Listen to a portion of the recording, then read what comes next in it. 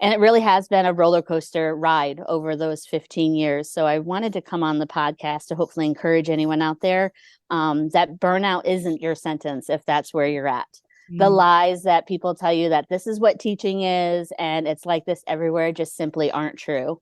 mm. And when I went back and looked at my reflection journal for Burned In Teacher University, the quote I wrote on the front page was, I can make my burnout a success story. And I really feel like I've done that. Hey there, I'm Amber Harper, former burned out teacher turned teacher burnout coach, dedicated to helping other teachers like you to grow through your burnout and take your next best steps toward what you want from your career in education and in life. After an embarrassing emotional breakdown in front of my teacher besties, I knew something needed to change, and that something was me. I decided that I wasn't going to settle for burnout as my sentence as a teacher, mom, wife, or friend. And I knew it was going to take way more than practicing conventional self-care to make the progress I wanted to make. No amount of manicures, bottles of wine, or bubble baths was going to save this girl. Fast forward to a few years later, and I've used everything I've learned about teacher burnout and personal development to write a book, build a course, and lead a community of burned-in teachers who refuse to settle for a life of burnout as their forever reality. I've used my burnout as an opportunity to become an active participant in my life, in the classroom and here on the mic, using all that I've learned to teach kids and serve teachers. And you can do the same. The Burned In Teacher podcast is one part burnout and all other parts action, inspiration, and support to help you grow through your burnout and live a happier, more fulfilled career and life. So take a deep breath, my friend, because you're about to take your next best step to becoming a burned in teacher. Let's dive in. Well, hey there, Burned In Teachers. Welcome to episode 176 of the Burned In Teacher podcast. My name is Amber Harper, and I am your host. Thank you so much for spending your time with me today. In today's episode, you've already heard a little bit from Sherree. She's a Burned In Teacher University student, and I would call her a huge success story. Now, I interviewed Sherree before recording the intro to our interview that you're going to hear here in a moment, but I've been holding on to Sherree's interview pretty tightly because I wanted to share it during a specific time of year, and that is in March. And the reason that I wanted to share this with you in March is because I know that change can be extremely scary. And I also know that when you're dealing with burnout, there are two things, one, if not both, that have to change when you are dealing with burnout. And I have experienced these myself, and other Burned In Teacher University students and I talk about this all the time when we're looking at the changes and the next steps that we need to take on our burned in journey. And those two things are, you have to change yourself and or you have to change your environment. And if you've been around for any amount of time, you know that in my career in education, I have changed both multiple times, and it's messy. And it's scary, and it causes you to do things that you'd never do before or have conversations you've never had before. And I just loved Sherree's testimony so much and her story so much that I felt like this was the perfect time to help you to understand that if you have worked on yourself, if you've made changes in your life, you've made changes in your beliefs, in your habits, in your self-talk, in your outward talk, in the people you hang out with, and you've really changed your mindset, and you feel like you are in a toxic workplace. Listen, there is no way that you can self-care your way out of a toxic work environment. And Sherree is proof of that, and I am proof of that. So we're going to dive right into my interview with Sherree. And if you have any questions about Burned In Teacher University, go to burnedinteacher.com/course. And of course, let me know by emailing me at support@burnedinteacher.com. And I am happy to help to alleviate any questions or hesitations you have about joining us in Burned In Teacher University. Let's dive in. Hi, Sherree. Welcome to the Burned In Teacher podcast. Hi, Amber. Thanks for having me. I'm so excited for you to share your story with the listeners of the podcast today. Can you please tell them a little bit about you? Sure. My name's Sherree. I live in Connecticut. I've been married for 21 years, not to my high school sweetheart. We ended up dating after I came home from college, but I've known him about as long probably as you've known your husband. It's been a very long time. I'm a mom to a 13-year-old boy, so it's kind of weird this year that I have a seventh grader and I teach seventh grade. It's Ooh. that dualness is new for me, but we're Uh-huh. working on we're doing okay. Seventh grade math is hard for me. I'm learning as fast as I can, but it's hard for me to keep up with him. On a personal level, I volunteer for my local Boy Scout troop. I'm on the troop committee there and I serve as a merit badge counselor. In my free time, I love planning trips for our family. Last year, we actually got to go to Disney World twice. It was so much Oh, fun. that's so great. And then I love to scrapbook and relive those memories and while Mhm. being creative at the same time. Um, as far as teaching goes, this is my 15th year teaching. I've been teaching middle school science the entire time, mostly biology. And it really has been a roller coaster ride over those 15 years. So I wanted to come on the podcast to hopefully encourage anyone out there that burnout isn't your sentence if that's where you're at.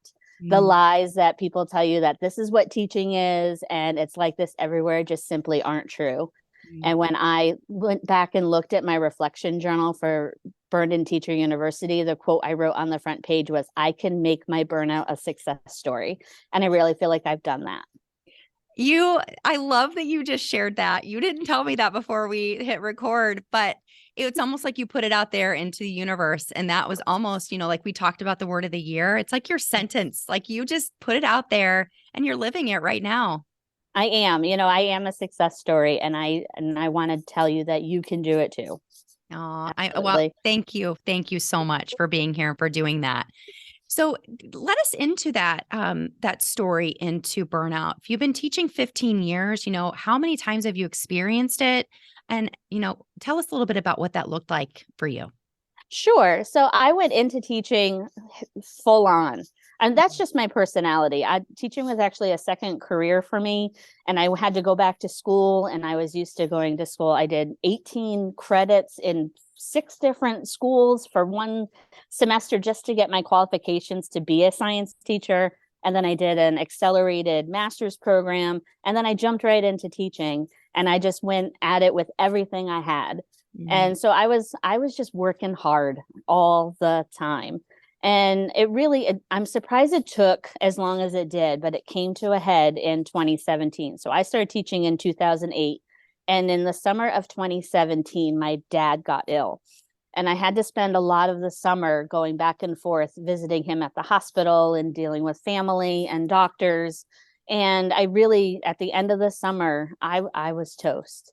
Mm. And we had recently had someone in the community share like they had lost their Christmas break and how they were feeling. Like I was toast after, and I was mad and I was resentful that I had lost my summer break where I had needed it to rest and get ready for the school year, dealing with helping my dad. And I wasn't resentful to him. I was just mad that this was my situation. Mm. Mhm. And the first week of school, we in Connecticut, we start the last week of August.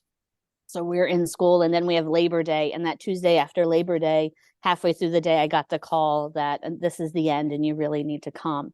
So Mm. I got everything arranged. I left early. I got sub plans for the next day. And I was with my dad the next day when he passed. Mm. He really, we were just trying to keep him comfortable and Right. peacefully pass. So like I was just really just sitting in the room because when I would, touch or interact with him, he would panic. Mhm. So, but then thinking about it afterwards, I was sitting there writing lesson plans when my dad passed away. And I got home and I was like, what in the world am I doing? Something needs to change. Like what I was writing lesson plans while my dad passed away. This is crazy. This is not what teaching life is supposed to be. No. So I really started trying to look for free resources. I'm not sure if I ran into you and your program at the time. I know that I became friends with Meredith Newland, who is the Mm. Transform teacher. She helped me Yes, out a lot. he's I amazing. was able to go to the Teacher Self-Care Conference in Philadelphia. Actually, thanks to Meredith, I'd won a Yeah. free ticket to go. Oh, And I met a cool. lot of people. I met Alexa Shepard there. Angela Watson was the keynote speaker, and I had already read some of her books. So I was really starting to get on the way. I realized that I was burned out and unbalanced and I needed to make some changes. So I really started working on my mind, making the mind shift change where, you know what, all the work's not going to get done. And I have to be okay with that. And Mm-hmm. my personality was not okay with that. It took a long time for me to really get to that place. And then I also realized that a lot of the things that I thought needed to get done didn't even matter. You know, we always do things thinking like the kids will be upset or the parents will get upset. And come to find out, nobody cared. And Mm-hmm. a more recent example is I was keeping a homework calendar online. And then about the beginning of December, I decided like, who actually uses this? So I put a note on there. If you actually check this and need it, let Mrs. Wolfgang know. And of course, nobody has contacted me that they have looked at this Google Doc.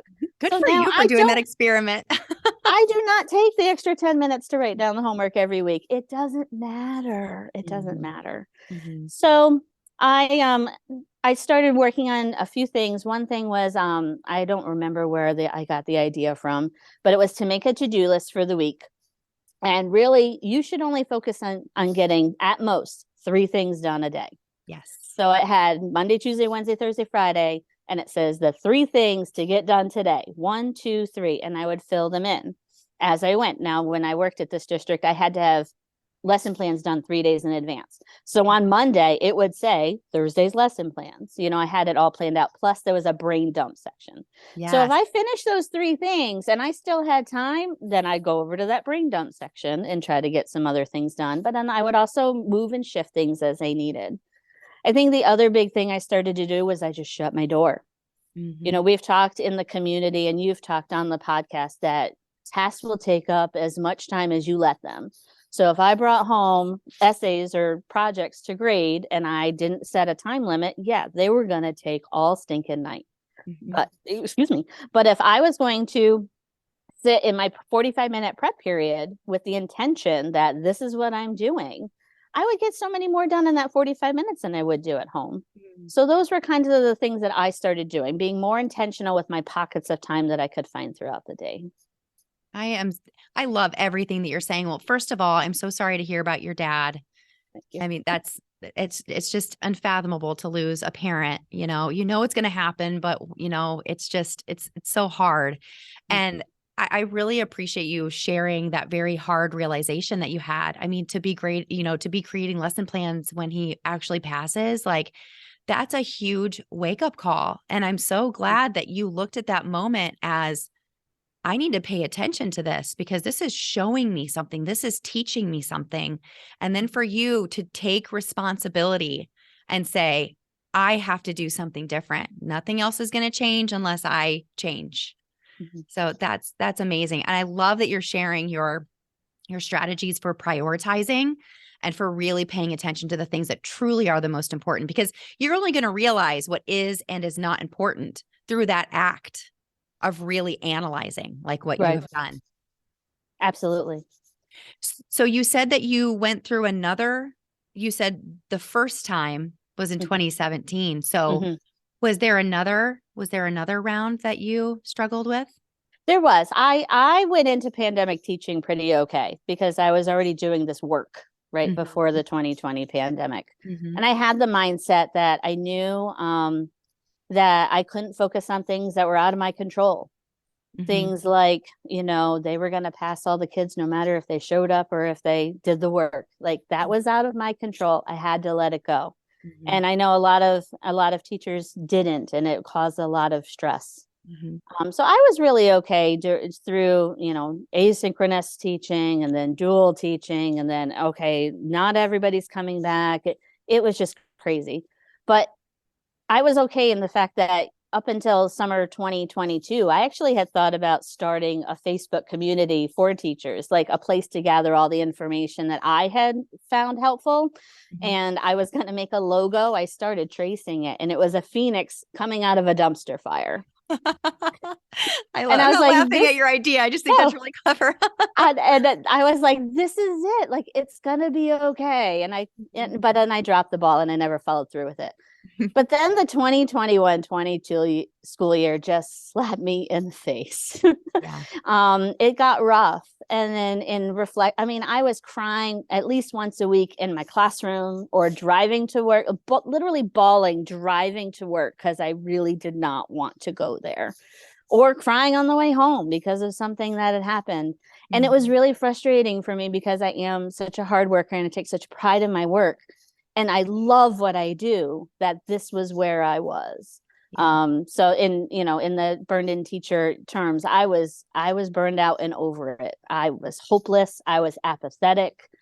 I was coming across as negative and mean and uncaring, which is definitely not the brand I wanted at all. I just a lot of things were bothering me. And it really came down to the fact that I felt like in our district, we didn't have a program for the student behavior, where they're training them how we wanted them to act in middle school, especially coming off the pandemic, or they're just accountability for what they were doing in our classes. Right. They would tear me up, they would tear each other up, and it was just so disheartening. Like, this was not what I had signed on for when I wanted to be a teacher. And our administration, their answer was just toxic positivity, or simply ignoring us. And it just tore me up. And I know it still tears up people that I'm friends with that are still there. Yeah. But I couldn't do it anymore. I broke down. I ended up in the hallway. I don't remember what led up to it, but I said to my principal, I don't know if I can do this anymore. And he shrugged his shoulders and walked away. And I was so mad. Wow. I was so mad. And is that when you decided that you were going to leave? No, actually, I had already started interviewing a few months before that, because I had a friend that left, and I was like, maybe there's a light at the end of the tunnel. Yeah. So I had done a few interviews. I wasn't getting, but I was also I was feeling like I was getting turned away because of my seniority, right? Because when I did follow up, there were first year teachers getting hired, and that is a huge thing for districts, especially with budgets nowadays. So I hoped, but I went into the 2021 school year thinking I'm going to bloom where I'm planted. Yeah. And I kind of moved away with that when I was hitting this, but I tried to keep telling myself, like, bloom where you're planted. It's going to be okay. Maybe there's somewhere else to go. So yeah, following that confrontation in the hallway, my principal pulled me into a meeting, which ended up being blindsided by him and the assistant principal.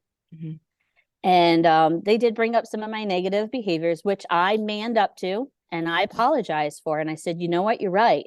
And in reflection, this is why I think it's happening, but it's not right. And it's something I'll work on. And I was hoping that would kind of speak to my character. Like, I truly want to do what's best, and I'm going to take accountability for our actions, but can we now start doing that with the children as well? Right. Try to have a constructive conversation about school climate and the teacher struggle and burnout that was happening in our building, but they were not hearing it.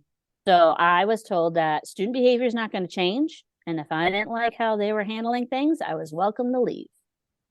It's interesting to me that I've heard this from a few other teachers that say that that's the attitude of the administration. Number one, I think to myself almost every day, because I also struggle with behavior challenges in my own classroom, and I teach kindergarten, not 7th grade science, but they're still very extreme. And I've thought to myself many times this year, what would I do if I did not have such an involved and present and supportive administration? I am so lucky, because not everybody has that.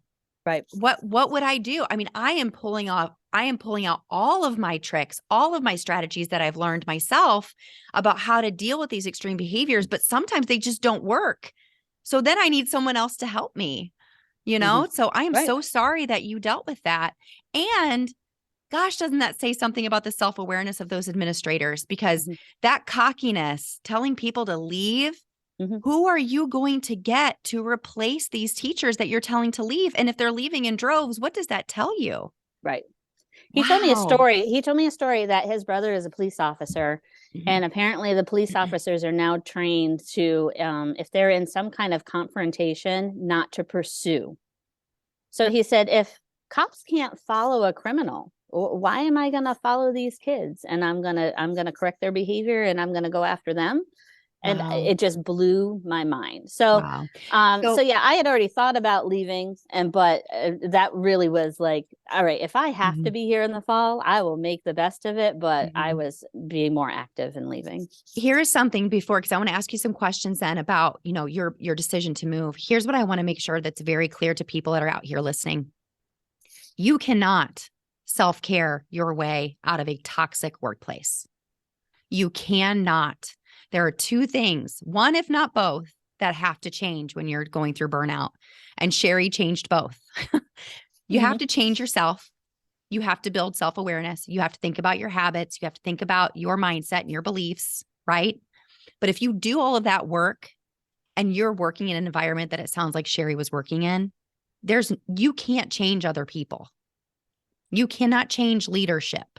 So if you've never heard me say this before, Burned In Teacher is not all about you telling you to buck up, Buttercup, because this is all that there is for you. I'm telling you, if you are in a toxic situation and you've done the work, and I mean, Sherree, like, I'm so glad you shared everything that you've shared because you clearly have worked on yourself and owned up to your own negative attitude Mhm. sometimes that you had. But you can't self-care your way out of a toxic workplace. So I I'm so glad that you're sharing this because this is what it's all about. It's about gaining that empowerment and self-confidence to say, this is not the right place for me. I'm going to Mhm. take my talents elsewhere.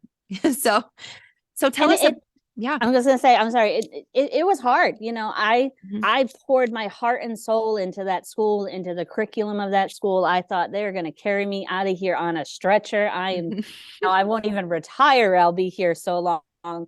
And it was heart wrenching, but it was definitely something that had to get done. And just to Mhm. kind of tag on to what you were just saying about what, this is what we say in Burned In Teacher University. The other thing I would like to point out is that you say a lot is that Burned In teachers don't always have it all together, Right. right? We do have bad days. Mhm. We sometimes have bad weeks, Mhm. but we don't stay there. Whereas Right. I was kind of stuck there. And like you said, I did the work and that no matter what I did, it wasn't getting better. So Mhm. changing my environment definitely had to be the solution. Yeah.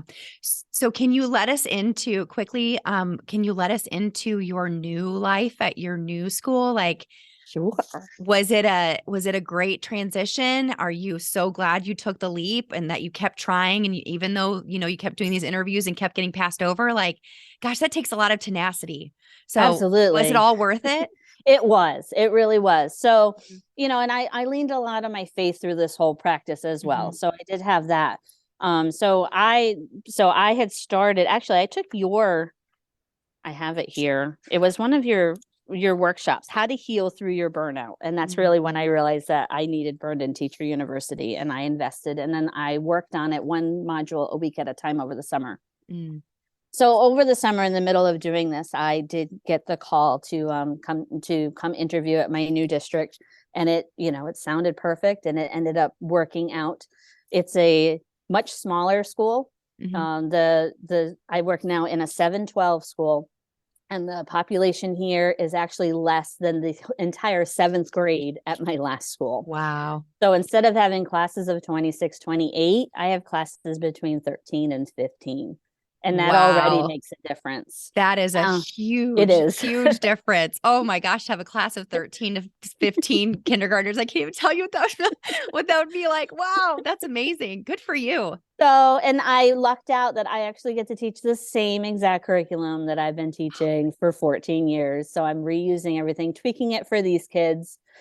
So this year, I would say is my cushion year. I think, Mhm. I always said, and I've said this to my friends before I left, is that the grass isn't always greener on the other side. You really have to be, really need to be skeptical when you're Mhm. looking. You don't just leap. But I did my research. This really was a good move for me. And I have no regrets. It was the scariest thing I've done in my life for Yeah. sure. Yeah. Scarier than even having my son. I was terrified because my family needs my salary. They need my benefits. And then, now I'm at the bottom of the totem pole. So if there's a reduction in staff, and, but I'm like, you got to cross those bridges when they come. Right. Like this was perfect timing. And you know what? When you feel it in your gut, you feel it in your gut. I don't know how many people watch Detective Pikachu. My son was big into Pokemon. He would say, I feel it in my jellies. And that's what I said. I feel it in my jellies. Like, this is the right move for me. Yeah. So, and it's night and day. So, and you know what? And even if it didn't, I would bloom where I'm planted and I would try again next year. Yeah. And I hope that teachers that are thinking about it at least look, because with the shortage, you can negotiate things that you wouldn't think you could negotiate. Or you have choices, and there's more willingness, I think, to work with teachers because of the shortage. So if you are thinking about it, please look into it. You can always, I tell people all the time, you can go to the interview, and if they want you, you can always say no. Yes, that's what I have said too. Yeah, I think I actually said that in one of our group coaching calls. Just because you explore the idea, just because you sit down for an interview, nothing is set in stone. You haven't signed on the dotted line. Just see how it feels. Absolutely. In fact, the more you see how it feels, the more energy that's going to give you to decide if this is really something you want to do. So a couple of things that I took away from this. Number one, there are a lot of teachers that have that belief that, well, I've been teaching for 15 plus years. No one's going to hire me. I was there. I have too much experience. So they don't even try. Right. Or they do try like you did, and they get passed up and they get passed up and they get passed up and they give up and think that it's not going to happen. Don't give up. If it's something you truly want, even if maybe it doesn't happen this hiring cycle, I know it's sucky that you go back to that toxic environment if you have to. Not everybody has the luxury to say, I quit, I'm done. Right. With no backup plan, right? Right. So, and there are jobs that come available in the middle of the school year all the time now. So always keep your eyes and your ears and your heart open. Everything that you're saying is just, I know this is what our listeners need to hear at this time of year. So thank you so much for sharing that.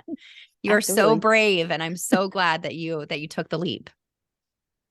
Yeah, me too. So you joined what was then the Burned In Teacher Mastermind. Yes. At the end of, in the spring, this was spring of 2022. Yes. Yes. So it was the original or the older program. So now I've seen both. Yes. So you're involved in Burned In Teacher University, and you are a member of the Burned In Teacher membership now.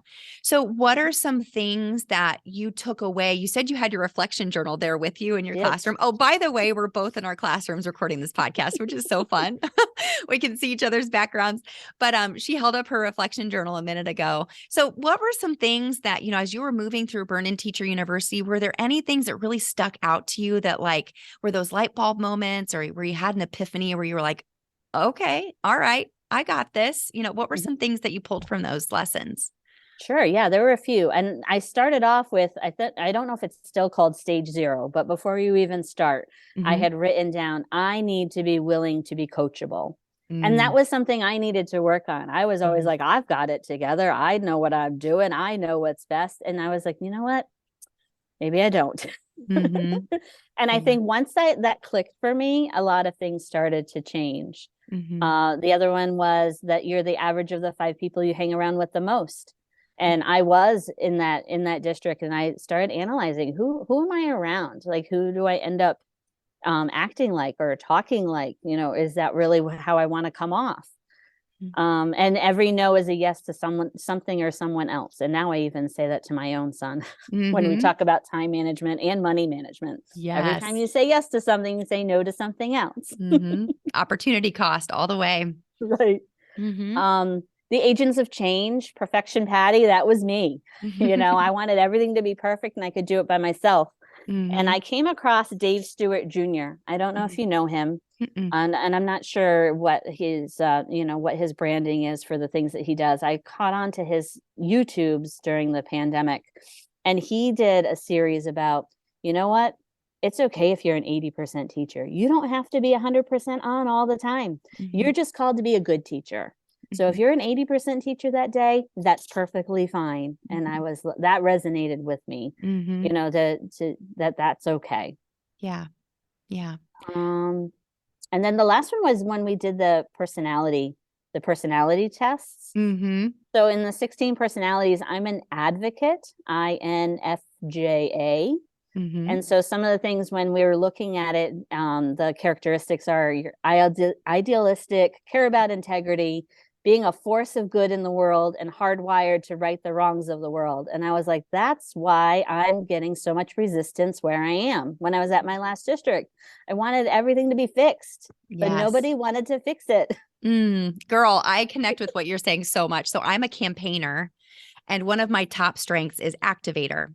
Mhm. So both of those two things together, I'm always advocating for the underdog. I want to campaign for them. I want to root for them. Those are my students, right? Especially the struggling ones. And I'm an activator, which means when I see a problem, I want to fix it now. Like, why wait? We have to do something now. And Right. if you can't help me, I'm going to go find someone or something that can.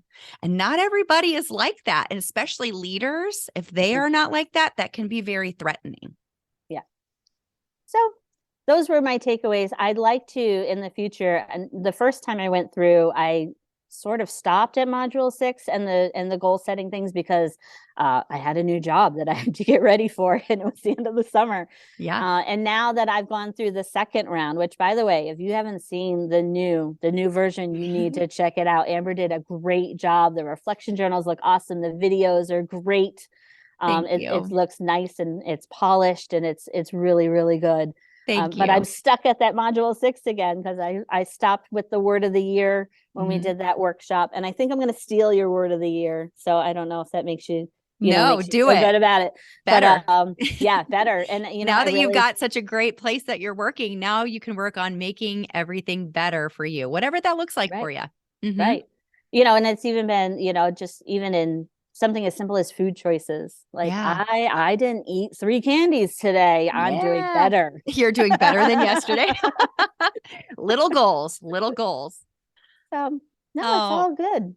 Thank you so much for sharing all of that. So what do you see yourself? Oh, I guess you already answered this question. So I was just going to say, so where do you see yourself, in, a month, at the end of the school year? Like, what do you see for yourself moving forward? So as far as my teaching position. Yeah, teaching personally, whatever. I'm lucky that this year, so in a small school, we usually end up with many preps. And I'm lucky this year because the 7th grade class was so big. I really only have 2 different preps, but that could all change next year. So this year, as far as short term until June, I really want to nail this curriculum down. So if I have more classes next year, I just have to open the binder and pull out the unit and just photocopy and we move on. Yeah. So that's my goal here, and to continue to reach out to people that, that need, if they need help, or just, I just try to be light to the world. Really, that's all I just want to bring goodness and joy and light to my students, to my colleagues. Like, that's all I want to do. I just want everybody to be happy. Yes, same. What a waste of a life to not want to do those things, right? And we all have our special spin because we're all different. We have different personalities and different goals. And gosh, that's so exciting. So before we sign off, is there anything that you'd like to tell somebody who might be on the fence about joining Burned In Teacher University? Because it's open all the time. I never want to keep anybody out who needs the help now. So what would you tell somebody who's kind of trying to decide if it's for them or not? So I will say that I'll say frugal person, right? When I started this journey on my own, I tried to do it all on my own and with all free resources. I was grabbing free webinars and books from the library, everything I could get my hands on, podcasts, but it wasn't always enough. And I think the thing that sets Burned In Teacher University separate is the fact that it is so comprehensive and you can start anywhere within the process where you are. Amber has got a great a stage tracker. So when I first logged in, I did my stage tracker and I was a stage 3 which is kind of in the middle. And Mhm. so it would say, hey, start at module, I think it was 3 or 4 or something. Mhm. But because of my personality, I had to start at the beginning and do every single video in Module order 0. because it would drive me bananas if I didn't do that. So I did that. And I did it again the second time, even though I That's knew what it was amazing. going to say. Yeah. But it got to, it is worth the money. Like I'm not one that I can, spend money on myself, and we have tight budgets, but it is so worth it. And not only just because you can have it and you have it forever and you can always go back to it, but the bonuses that come with it. Like I struggled finding people in my old district, and then of course coming to a new district, I don't know anybody of the same mindset that knows first that it's possible to be burned in, and two, wants to be burned in, right? Right. So I It takes think work. that this community has been everything, and between the Facebook group and the group coaching calls. And I really, this past month, kind of, had the realization, like, I need to share this story because people need to know that this is out there, and it's good stuff. And I'm not here to just, bump up Amber. I'm telling you, it has changed my life. Oh, so thank please you. look into it. If you have questions, you can find me in the podcast Facebook group and message me. I'm not trying to, just be like, Amber's the best, even though she is. But it really has been a life-changing process for me, and it can change your life too. No. Sherree, thank you so much. When I created Burn In Teacher back in 2016, I really didn't know what it was going to become. I just knew that I had to open up these conversations and give people hope that they could pull through it too. And to hear you say that, it really does truly bring tears to my eyes and gives me goosebumps, because it's just the greatest gift. So I am so glad that you found so much success with it. And I love also that you've gone through it a couple of times, because doing that, you realize how far you've come, and then you can go even further. Absolutely.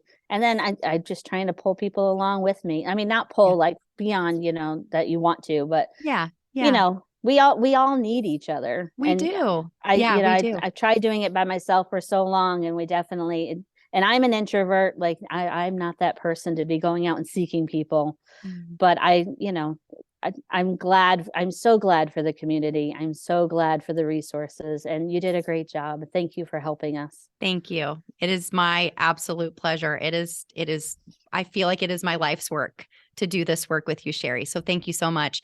And what she is talking about as far as the community, that is the Burned In Teacher membership. So anybody that enrolls in Burned In Teacher University, you do have the option of enrolling in the membership. And that can be monthly or annually. So if you are a Burned In Teacher University student, then inside of Kajabi, which houses the course, you will have a little box there, a little image link that you can click to learn all of the details about what it would look like for you to join the membership and join our group coaching calls and join our membership Facebook group and get access to those free resources. We would love to have you. And that would be your next best step. And if you're not in the course, you can join any time. You can enroll when you feel like it is the right time for you. I never close it because I never want to close anybody out. I know when I was in the depths of burnout, I needed help so badly, and I had nobody, I had nothing. And that's why I created Burn In Teacher. So Sherree, thank you again for joining me and for joining me from your classroom. I love this so much. It was such a pleasure to talk with you and to hear your story. And I know that you're going to help a lot of people. So thanks again. Thanks for having me. All right, everybody, take a deep breath, because you just took another step to becoming a Burned In Teacher. Burn on. If you enjoyed today's podcast episode, you can head over to burnedinteacher.com, where you can access the entire vault of Burned In Teacher podcast episodes and more information about ways I want to help you go from burned out teacher to burned in human. If you enjoyed today's episode, I would be so grateful if you would head over to iTunes and leave a review and a rating about the Burned In Teacher podcast. Until next time, take a deep breath, because you just took another step to becoming a Burned In Teacher. Burn on.